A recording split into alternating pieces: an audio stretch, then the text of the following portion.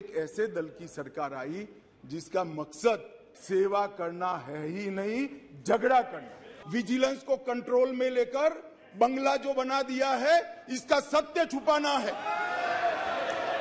Alliance होने के बाद भी पूर्ण बहुमत से नरेंद्र मोदी प्रधानमंत्री बनने वाले हैं। पंडित जवाहरलाल नेहरू जी, श्रीमान सरदार पटेल, राजा जी, राजेंद्र प्रसाद और डॉक्टर अंबेडकर जैसे नेताओं ने इसका विरोध किया कि ये उचित नहीं होगा कि दिल्ली को पूर्ण राज्य का दर्जा दिया जाए। दिल्ली की स्थापना 1911 में अंग्रेजों के शासन के द्वारा महरौली और दिल्ली दो तहसीलों को पंजाब प्रांत से अलग कर बनाई गई।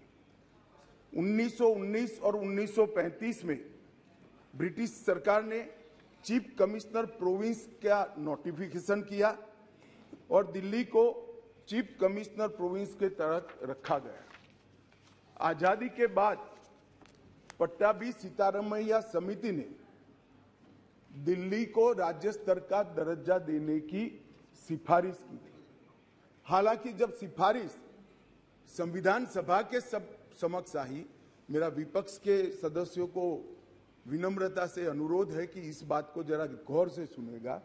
पट्टाभी सीतारामैया समिति की सिफारिश जब सदन के सामने आई, तब पंडित जवाहरलाल नेहरू जी, श्रीमान सरदार पटेल, राजा जी, राजेंद्र प्रसाद और डॉक्टर अंबेडकर जैसे नेताओं ने इसका विरोध किया कि ये उचित नहीं होगा कि दिल्ली को पूर्ण राज्य का दर्जा दिया जाए। समस्या कहां से समाप्त शुरू हुई?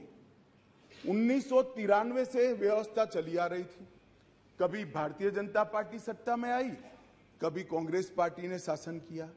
कभी ऊपर कांग्रेस का शासन था तब हमारी सरकार थी, तो कभी ऊपर कांग्रेस की सरकार थी तब नीचे हमारा शासन था, मगर कोई झगड़ा नहीं हुआ था।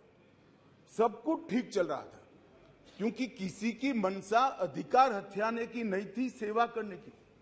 कांग्रेस पार्टी ने भी भाजपा के साथ झगड़ा नहीं किया, भाजपा ने भी कांग्रेस सरकार के साथ झगड़ा नहीं किया और बहुत अच्छे से चल रहा था। कोई डिस्प्यूट नहीं, कोई झगड़ा नहीं। 1915 में स्थिति बदली और यहां 2015 में यहां स्थिति बदली और यहां एक ऐसे दल की सरकार आई जिसका मकसद, मुझे कोई झिझक नहीं है कहने में, जिसका मकसद सेवा करना है ही नहीं, झगड़ा करना। प्रॉब्लम ट्रांसफर पोस्टिंग के अधिकार का नहीं है, विजिलेंस को कंट्रोल में लेकर बंगला जो बना दिया है, इसका सत्य छुपाना है। जो भ्रष्टाचार हो रहा है, इसका सत्य छुपाना है। विधेयक और कानून देश के भले के लिए लेकर आते हैं, इसका विरोध या इसका समर्थन भी देश के और दिल्ली के भले के लिए करना चाहिए।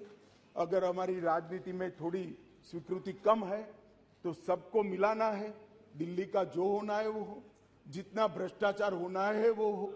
मंत्री कुछ भी करे, मुख्यमंत्री करोड़ों के बंगले बनाए, मगर हम विपक्ष में रहते हुए समर्थन करेंगे, क्योंकि हमें गठबंधन बनाना है। इस तरह से नहीं सोचना चाहिए। मेरी अपील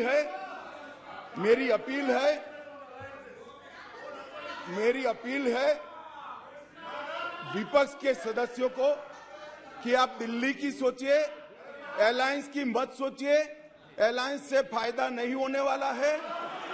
अलायंस होने के बाद भी पूर्ण बहुमत से नरेंद्र मोदी प्रधानमंत्री बनने वाले हैं।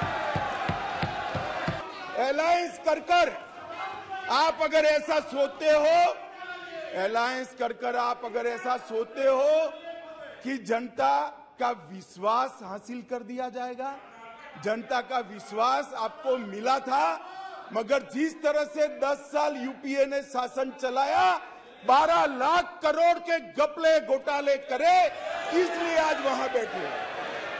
और मैं फिर से कहना चाहता हूं, दिल्ली सरकार के दिल्ली सरकार के घपले, घोटाले, भ्रष्टाचार को प्रच्छिन्न रूप से अलायंस की गरज के कारण मदद कर रहे हो।